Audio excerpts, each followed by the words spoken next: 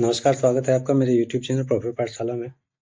आज की वीडियो में हम 30 सितंबर के दिन मार्केट का क्या हाल रहने वाला है, उसके बारे में चर्चा करेंगे। तो इस वीडियो में हम लोग बैंक निफ्टी और उसके कुछ कंपोनेंट्स की बात करेंगे, साथ ही साथ निफ्टी और चूँकि मिड कैप का है एक्सपायरी, तो मिड कैप की बात कर लेंगे। वीडियो में आगे बढ़ने से पहले यदि चैनल को सब्सक्राइब नहीं किया तो प्लीज़ चैनल को सब्सक्राइब कर लें, ताकि आने वाली वीडियोज़ का नोटिफिकेशन आपको मिलता रहे।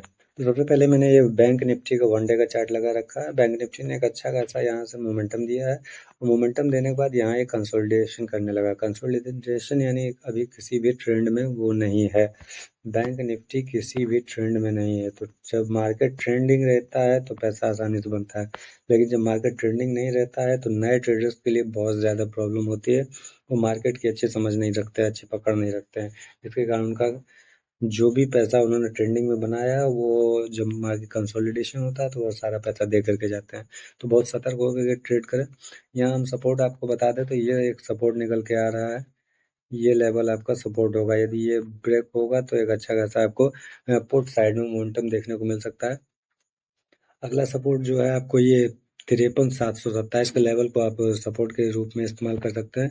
अगला सपोर्ट आप ये लगा लें 54,135 का लेवल, और उसके बाद अगला सपोर्ट जो है आपका वो निकल कर के आएगा इस लेवल के करीब।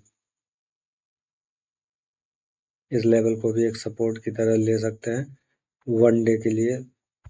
आज के लिए फ़िलहाल इतना काफ़ी है, ठीक है। तो 53,727 और 54,135 और 54,269 के लेवल को आप मार्क कर सकते हैं। इतना आज की ट्रेडिंग के लिए आपके लिए सफिशिएंट है। बाकी फ़िलहाल 15 मिनट का हम लोग चार्ट देख लेते हैं, 15 मिनट पर कैसा क्या बिहेवियर चल रहा है। तो 15 मिनट पर ये देख पा रहे हैं आप, एक बार यहाँ रुका है, 2 बार ये दोबारा यहाँ रुका है, तिबारा यहाँ रुका है। यदि इसका ब्रेकडाउन होता है, यदि मार्केट इसका ब्रेकडाउन आज के दिन करता है तो आपको अगला टारगेट ये देखने को मिल सकता है। ये जो लेवल है, ये लेवल आपको टारगेट देखने को मिल सकता है 53,077, यानी लगभग 53,000 के करीब। तो यहाँ पे एक अच्छा सा मूव देखने को पुट साइड में मिल सकता है, तो इस पर नज़र बना करके रखें। मार्केट यदि कहीं इसी के अंदर कहीं खुले तो ज़्यादा बेहतर रहेगा। इसी के अंदर कहीं खुले, थोड़ा टाइम स्पेंड करें, ठीक है। और टाइम स्पेंड करने के बाद यदि ब्रेकडाउन देता तो एक अच्छा सा मोमेंटम निकल आपको देखने को पुट साइड में मिलता है। नहीं, यदि कॉल साइड में यदि मार्केट इस लेवल को 53,977 यानी 54,000 के ऊपर ट्रेड करने लगता है, तो 54,000 के ऊपर ट्रेड करने लगता है तो आपको अगला टारगेट ये देखने को मिल सकता है 54,226 के करीब। तो 200 सवा 200 पॉइंट का यहाँ पे एक मोमेंटम आपको कॉल साइड में देखने को मिल सकता है। तो इस प्रकार से आप अपने ट्रेड को कल प्लान कर सकते हैं। चलिए बैंक निफ्टी के कुछ कंपोनेंट्स की बात कर लेते हैं। आगे कंपोनेंट्स क्या करना चाहते हैं, मार्केट को किस दिशा में ले जाना चाहते हैं, तो कंपोनेंट्स को देख लेते हैं। सबसे पहले एचडीएफसी, क्योंकि एचडीएफसी का वेटेज सबसे ज़्यादा है, इसलिए एचडीएफसी हम लोग बात करेंगे सबसे पहले 1 डे का। तो 1 डे में एचडीएफसी क्या करना चाहता है। 1 डे में एचडीएफसी ने 1796, मैंने पिछली वीडियो में बताया था, ये इसका रेजिस्टेंस है, जहाँ पर ये जा कर के रुक गया है। अब उसके पास ये कंसोलिडेशन दे रहा है, एक अच्छा सा मोमेंटम भी दिया है यहाँ से, एक अच्छा सा 1671 से लेकर के ये एक अच्छा सा इसने मोमेंटम दिया है। तो मोमेंटम के बाद मार्केट कंसोलिडेशन करने लगा। देखने वाली बात होगी कि यदि इस रेड कैंडल, जो ये रेड कैंडल पिछले दिन बनी है, इस रेड कैंडल के नीचे यदि ये ट्रेड करने लगता है, ये 27 सितंबर की कैंडल के नीचे, तो जाहिर सी बात है एचडीएफसी बेयरिश रह सकता है। तो इस पर भी नज़र बना करके रखें। अगला हम लोग चार्ट आईसीआईसीआई का देख लेते हैं। आईसीआईसीआई बैंक एक अच्छा जो है एक रेंज में फंसा हुआ है। यहाँ पर इसने जो है कंसोलिडेशन किया है और लगातार कंसोलिडेशन कर ही रहा है। एक 1 2 3 4 5 दिनों से ये यहाँ पर रुका हुआ। अब देखने वाली बात होगी, ये एक जो कैंडल बनी है, चूंकि ये एक रेजिस्टेंस बन गया, तो रेजिस्टेंस पे ये जो कैंडल बनी है, इसने इस दोनों कैंडल को खा लिया है, ठीक है। तो ये बेयरिश इनगल्फिंग बन गया। बेयरिश इनगल्फिंग एक्टिवेट तब होता है जब इसका लो ब्रेक होगा। तो यदि लो ब्रेक नहीं होता तब तो ये इस लेवल में 1306 से 1332 के लेवल में हो सकता है कई दिनों तक ये ट्रेड करता रहे। लेकिन यदि इसका लो ब्रेक हो जाता है तो आपको एक अच्छा खासा मोमेंटम नीचे की दिशा में मिल सकता है। तो इसका इम्पैक्ट आपको डायरेक्टली पड़ेगा बैंक निफ्टी के ऊपर, क्योंकि ऐसे ऐसे एचडीएफसी के बाद जो दूसरा वेटेज सबसे ज़्यादा है वो है आईसीआईसीआई का है। तो इस पर भी नज़र बना करके रख सकते हैं। अगला चार्ट ये हमने SBI का लगाया हुआ है। SBI मैंने पिछले वीडियो में भी बताया था कि SBI एक चैनल में घूम रहा है, ठीक है। जब तक चैनल को निकालेगा नहीं तब तक इसमें मोमेंटम नहीं आने वाला है, ठीक है। और SBI ये रेजिस्टेंस पर गया है तो मैक्सिमम चांसेस हैं कि यहाँ हो सकता है कि एक रेड कैंडल का फॉर्मेशन मिले। इसका पिछले दिन का लो जो है, इसके नीचे यदि मार्केट ट्रेड करने लगता है तो ऐसे ये SBI जो है आपका, ये भी एक रेड कैंडल का फॉर्मेशन कर सकता है।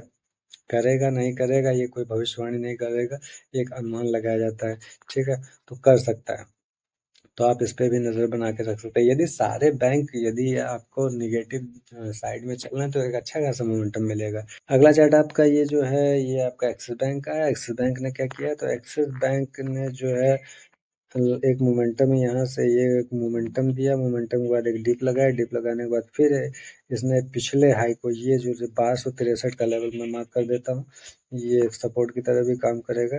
ये 1263 का लेवल जो है, ये एक सपोर्ट की तरह काम कर रहा है। इस लेवल को इसने निकाला, लेकिन निकालने के बाद ये कंसोलिडेशन करने लगा। ये जो 2 दिन की कैंडल जो बनी है ना, 2 दिन की कैंडल जो बनी है यहाँ पर, ये कैंडल, ये 27 सितंबर की कैंडल ने क्या किया है, तो इसके अंदर ही क्लोजिंग दे दिया। 26 सितंबर की कैंडल के अंदर ही क्लोजिंग दे दिया है, ठीक है। इसके हाई को ब्रेक नहीं किया है। तो अब जब तक ये इसके हाई को नहीं निकालता है, यानी 1281 के लेवल को नहीं निकालता है, तब तक एक्सिस बैंक को बुलिश नहीं कहा जा सकता है। तो एक रेजिस्टेंस ये आपका लग सकता है यहाँ पर 1281 के लेवल पर, ये एक रेजिस्टेंस 81-82 के लेवल पर ये एक रेजिस्टेंस लग सकता है। तो जब तक मार्केट अब इसको ब्रेक नहीं करेगा तब तक एक्सिस बैंक ट्रेंड में नहीं आ सकता है, ठीक है। आगे चलते हैं, एक बैंक और आपको बता देते हैं, कोटक के बारे में। कोटक बैंक का ये एक सपोर्ट है, 1872 के लेवल पे सपोर्ट है, वहीं एग्जैक्टली जाकर के ये लगभग रुका भी है। लेकिन इसमें ये एक बात है कि कोटक बैंक ने क्या किया है, तो कोटक बैंक ने एक लोअर हाई बना दिया है। तो इससे अधिक संभावना ये बनती है कि मार्केट नीचे जा सकती है, ये इस तरह से, ठीक है।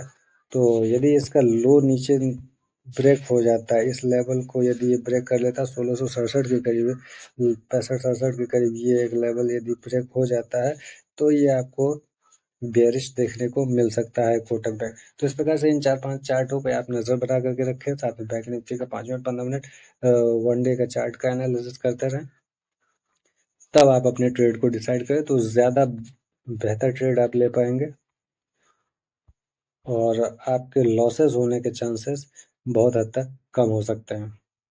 चलते हैं निफ्टी की ओर। निफ्टी ने क्या किया, तो निफ्टी भी लगातार यहाँ से ये डिप लगाते हुए ये ऊपर बढ़ता जा रहा है, डिप लगाते हुए ये ऊपर बढ़ता जा रहा है।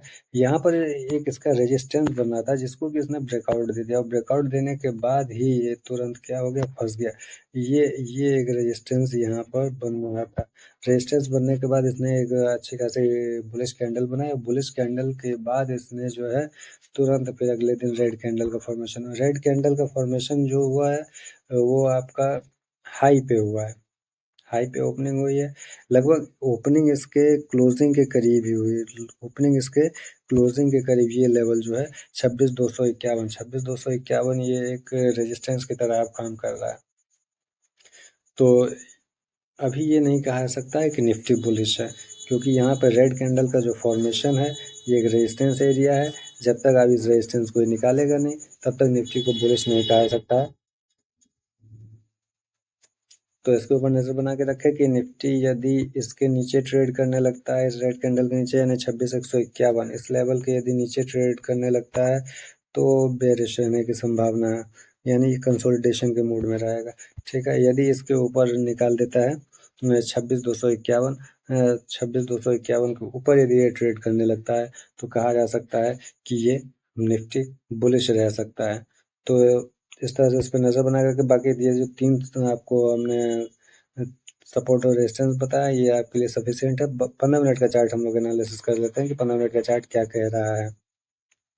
ये आप देख पा रहे हैं 26,150 के करीब, यहाँ पर इसने जो है ये मार्केट रुका है।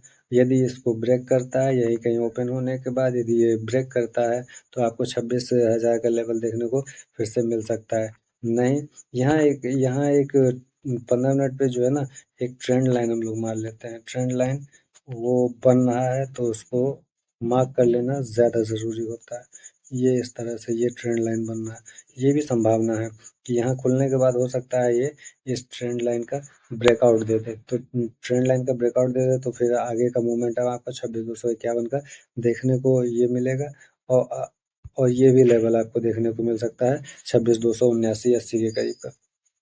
तो इस तरह से आप जो है इस निफ्टी को ट्रैक कर सकते हैं। अगला चलते हैं हम लोग मिड कैप निफ्टी की तरफ। मिड कैप निफ्टी कैसा क्या कह रहा है? मिड कैप निफ्टी का मैंने वन डे का चार्ट लगा रखा है। मिड कैप निफ्टी का मैंने वन डे का चार्ट लगा रखा है। और मिड कैप निफ्टी क्या कर रहा है, तो मिड कैप निफ्टी ने भी क्या किया, ऊपर गया, ये प्राइस एक्शन बना रहा, ऊपर गया, नीचे आया, फिर डिप मारा, फिर ऊपर गया, फिर डिप मारा। और यहाँ पर एक इसका रेजिस्टेंस बन रहा था।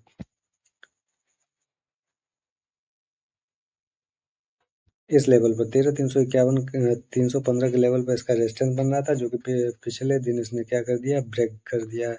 अब ब्रेक करने के बाद ये देखने वाली बात होगी कि मिड कैप निफ्टी ये 13,360 के ऊपर ट्रेड करता है या इसके नीचे। यदि नीचे ट्रेड करता है तो जाहिर सी बात है कंसोलिडेशन रहेगा, और यदि ऊपर ट्रेड करता है तो उसको बुलिश माना जा सकता है। तो अगला जो आपको लेवल निकल के आएगा वो 13,412 का लेवल निकल के आएगा।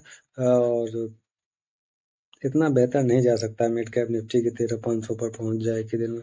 ठीक है, और यदि निकल गया 13,412 के ऊपर तो 13,500 भी जा सकता है। बाकी चलते हैं हम 15 मिनट के चार्ट के ऊपर। तो 15 मिनट का चार्ट इसका क्या कह रहा है? 15 मिनट का चार्ट कह रहा है कि भैया इसने पूरा दिन इसी में बिता दिया था। 13,315 पर इसने सपोर्ट लिया है। एक रेजिस्टेंस ये लगा लो, ज़्यादा बेहतर रहेगा। इस लेवल को एक रेजिस्टेंस लगा लो 13,358 के लेवल के को।